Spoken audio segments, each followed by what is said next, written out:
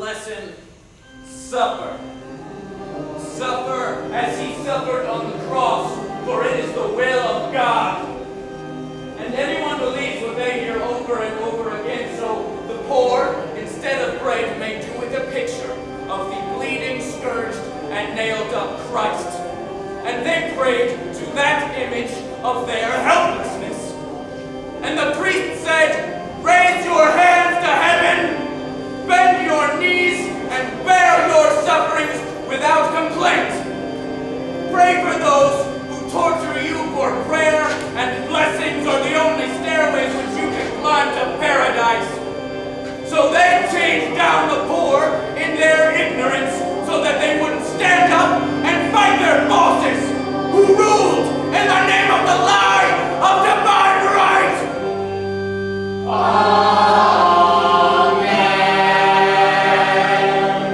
Monsieur de Sade, I must interrupt this argument. We agreed to make some cuts in this passage. After all, nobody now objects to the church, since our emperor is surrounded by high-ranking clergy, and since it's been proven over and over again that the poor need the spiritual comfort of the priests. There's no question of anyone being oppressed. Quite on the contrary, everything's now done to relieve suffering, with clothing collections, medical aid, and soup kitchens. And in this very clinic, we're dependent not only on the goodwill of the temporal government, but even more on the goodness and understanding of the church, and particularly our friend, Monsieur Sade. If our performance causes aggravation, we hope you'll swallow down your indignation, and please remember that we show only those things which happened long ago. Remember, things were very different then. Of course, today, we're all God-fearing men. Pray! Pray! Oh, pray to him! Our Satan, which art in hell, thy kingdom come, thy will be done on earth as it is in hell. Forgive us our good deeds, deliver us from holiness, lead us into temptation, over and over, amen! The regrettable incident you've just seen was unavoidable, indeed foreseen by our playwright, who managed to compose these extra lines in case the need arose. Remember, this man was once the very well-thought-of abbot of a monastery. It should remind us all that, as they say, God moves like man in a mysterious way. Before deciding what is wrong and what is right, first we must find out what we are. I do not know myself. No sooner have I discovered something than I begin to doubt it, and I have to destroy it again. What we do is but a shadow of what we want to do. And the only truths we can point to are the ever-changing truths of our own experience. I do not know if I am hangman or victim, for I imagine the most horrible tortures. And as I describe them, I suffer them myself. There is nothing I could not do, and everything fills me with horror. And I see other people also suddenly change themselves into strangers and are driven to unpredictable acts. A little while ago I saw my tailor, a gentle, cultured man who liked to talk philosophy. I saw him foam at the mouth and, screaming with rage, attack a man from Switzerland, a large man, heavily armed, and destroy him utterly. Then I saw him tear open the breast of the defeated man, saw him take out the still beating heart and swallow it. A mad animal. Man's a mad animal. I'm 1,000 years old, and in my time, I've helped commit over 1 million murders. The earth is spread. The earth is spread thick with squashed human guts. And we few survivors walk over a quaking bog of corpses, always on our feet. Every step we take, blood and bones, ashes, spotted hair under our feet. Broken teeth, skulls split open, a mad animal. I'm a mad animal.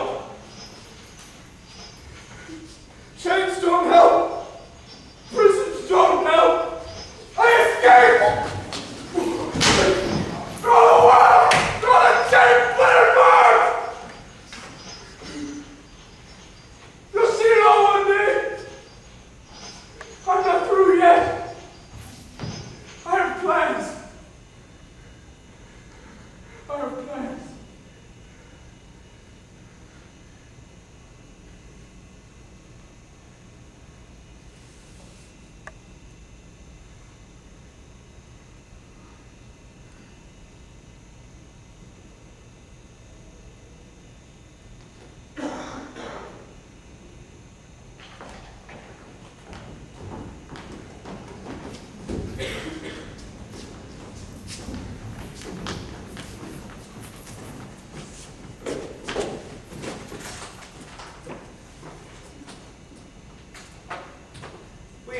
We invented the revolution, but we don't know how to run it. Look, everyone wants to keep something from the past, a souvenir of the old regime. This man decides to keep a painting. This one keeps his mistress. That man keeps his horse. He keeps his garden. He keeps his estate. He keeps his country house. He keeps his factories. This man couldn't part with his shipyards. This one kept his army, and that one kept his king. And so we sit here and we write into the Declaration of the Rights of Man, the holy right of property, and now we see where that leads us. Every man equally free to fight fraternally and with equal arms, of course. Every man his own millionaire. Man against man, group against group, in happy mutual robbery. We sit here more oppressed than we begun. And they think the revolution has been won. The people's reaction.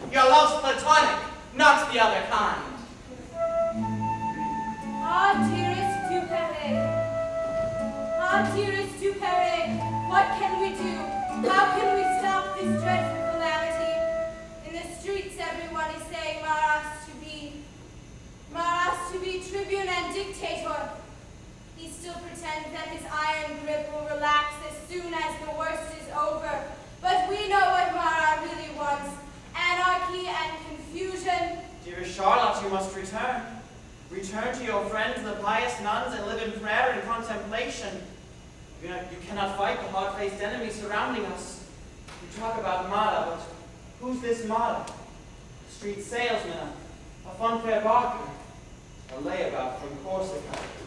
Sorry, I mean Sardinia. Marat. The name sounds Jewish to me. Perhaps derived from the waters of Marat in the Bible? Who listens to him? Only the mob down in the streets. Up here, Marat can be no danger to us. Dearest Dupere, you are trying to test me, but I know what I must do. Dupere, go to Caen. Barbarou and Bouzou are waiting for you there. Go now and travel quickly. Do not wait till this evening, for this evening everything will be too late. Oh, dearest Charlotte, my place is here. How can I leave the city which holds you? No, dearest Charlotte, my place is here. And why should I run? And why should I run? Now when it can't last much longer? Already the English lie up Dunkirk and Toulon. The Prussians, the Spaniards have occupied Roussillon, Paris. Mayence is surrounded by the Prussians. Condé and Valenciennes have fallen to the English. To the Austrians! Condé is up in arms. They can't hold out much longer. These fanatical upstarts with no vision and no culture. They can't hold out much longer. No, dear Charlotte, here I stay, waiting for the promised day when with Mata's mob in turn, France once more speaks the forbidden word. Freedom! Freedom!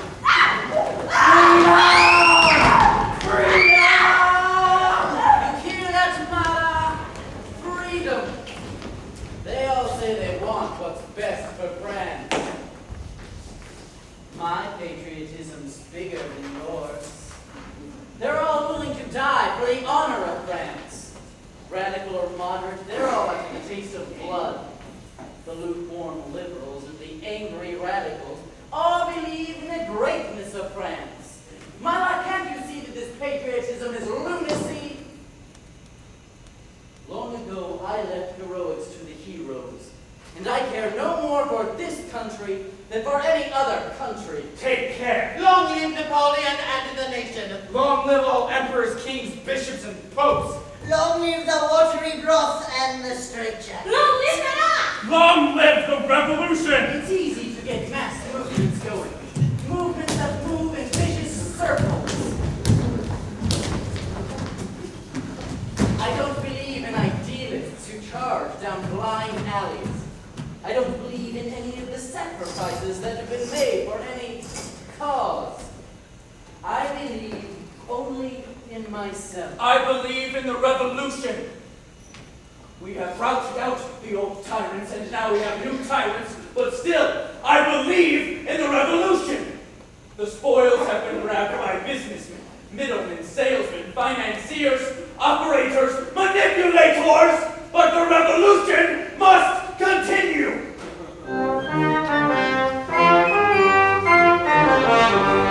Those fat monkeys come with their banknotes, have champagne and brandy on tap.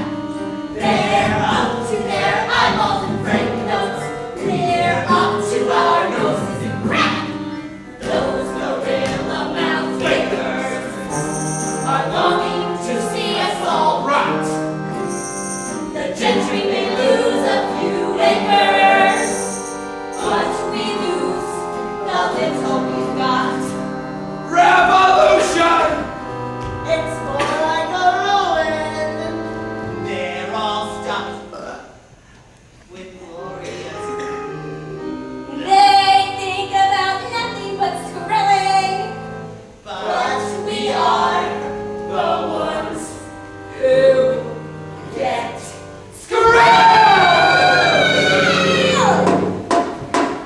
Pick up your arms. Fight for your rights. Grab what you need and grab it now. Or wait 100 years and see what the authorities arrange. Up there they despise you because you never had the cash to learn to read and write. You have to sit way down there so they won't have to see you. And down there in ignorance and stink, you're allowed to do your little bit toward bringing in the golden age, in which you'll all do this same old dirty work.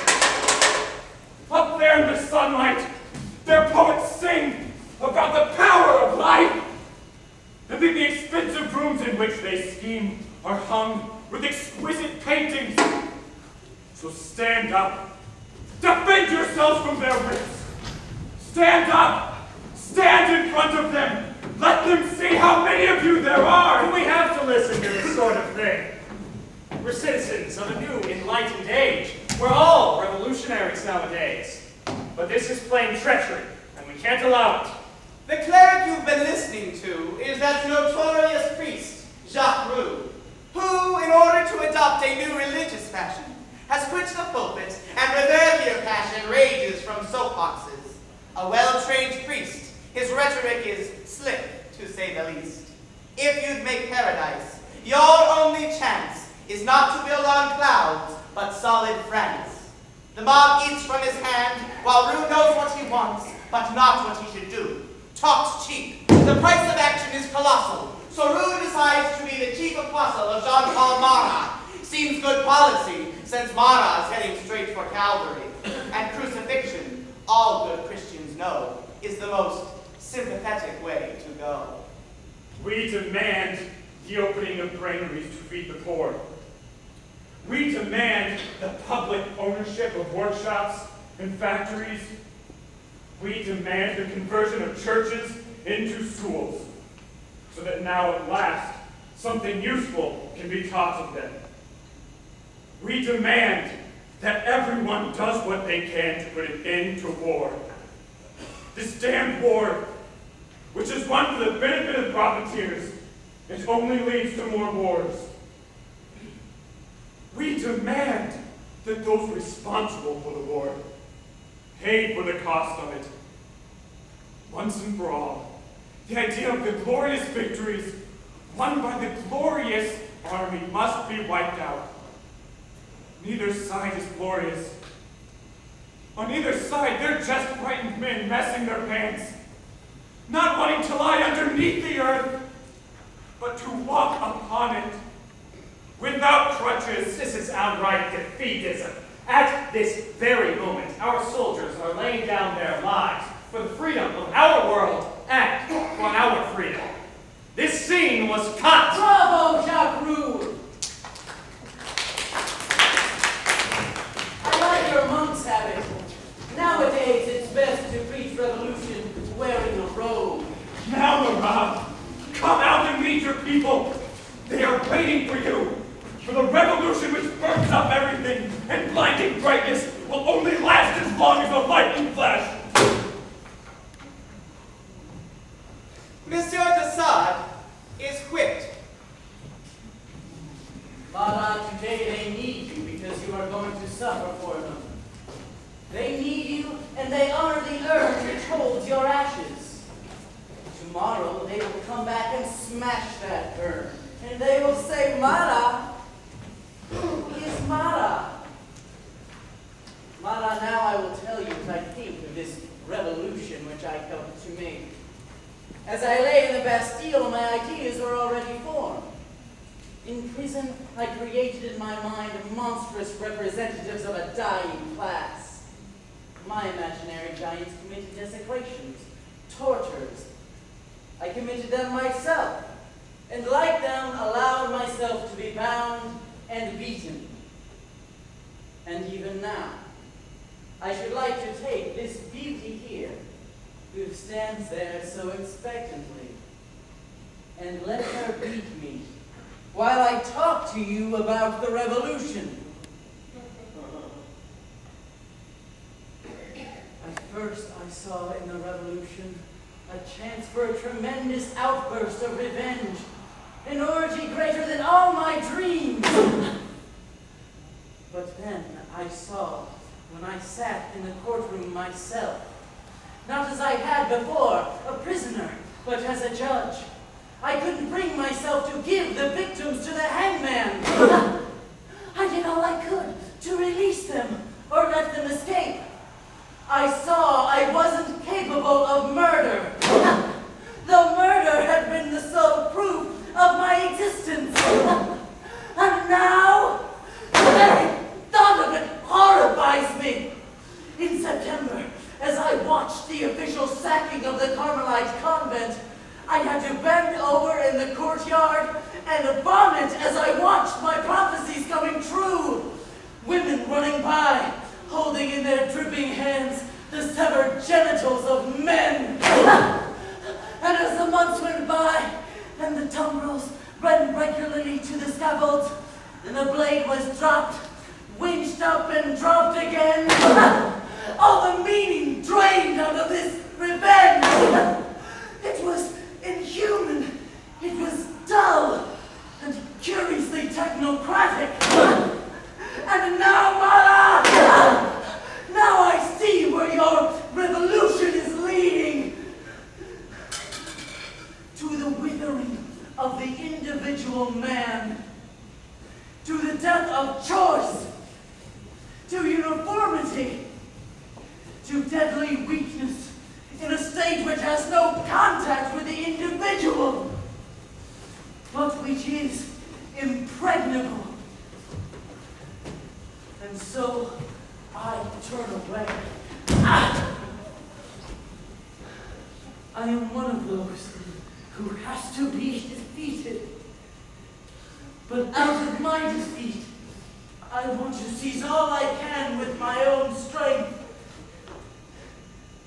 I step out of my place and watch what happens without joining in, observing, noting down my observations. And all around me, stillness. And when I vanish, I want all traces of my existence to be wiped out! Simon, why is it getting so dark? Give me a fresh cloth from my forehead, put a new towel around my shoulders. I don't know if I'm freezing or burning to death. Simon, fetch spas so that I can dictate my call to the people of France. Simon, where are my papers? I saw them only a moment ago. Why is it getting so dark? They're here. Can't you see, Jean-Paul? Where is the ink? Where is my pen? Here is the pen, Jean-Paul.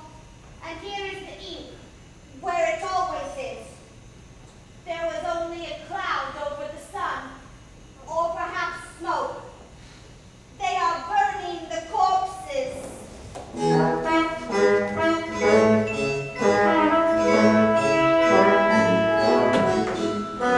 Poor old Marat, they hunt you down. The bloodhounds are sniffing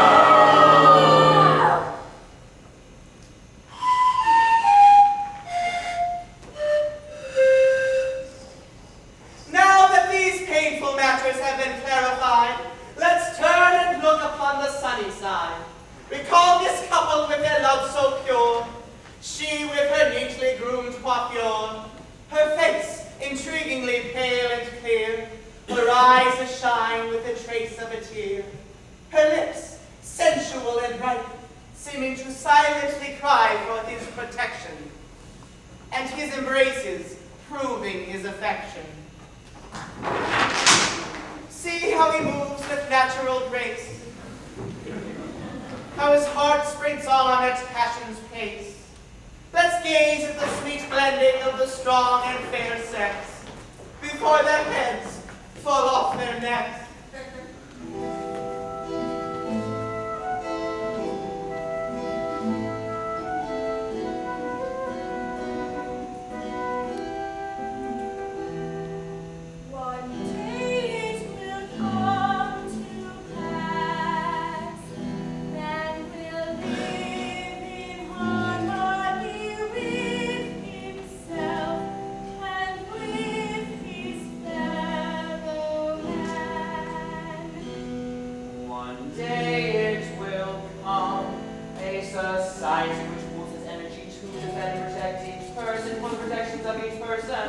And in which each individual, although united with all others, only obeys himself and stays free.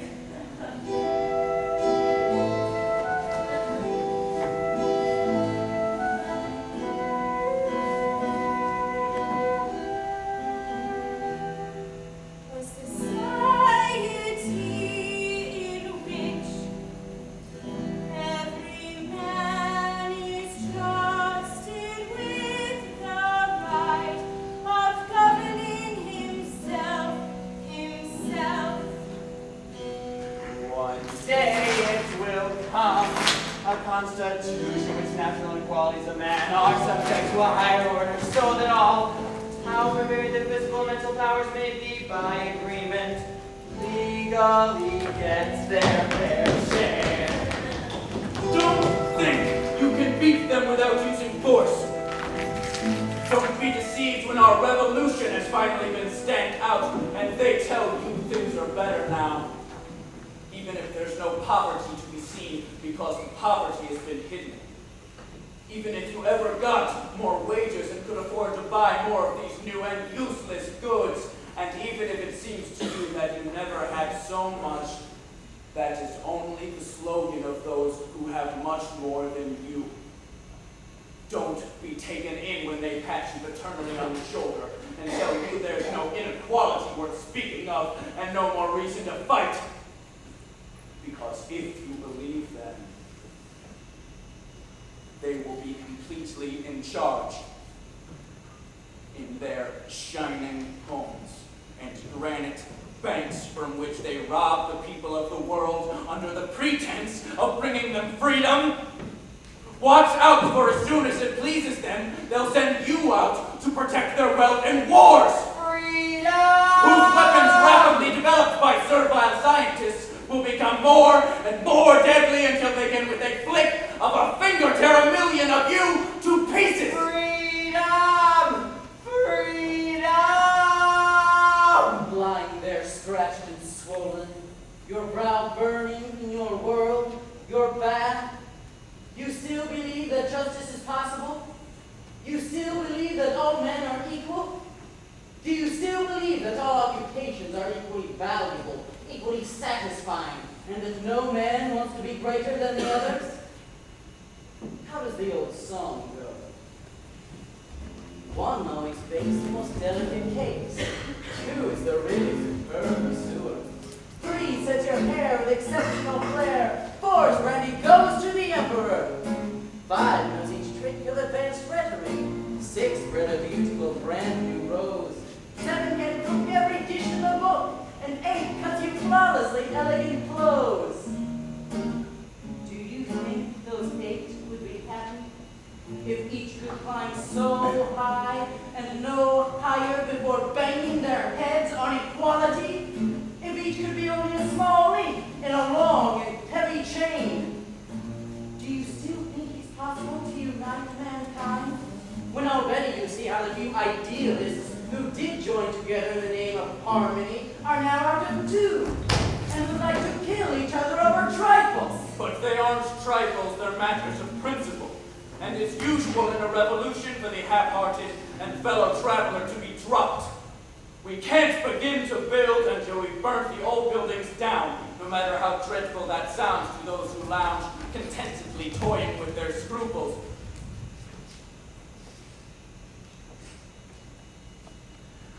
Listen.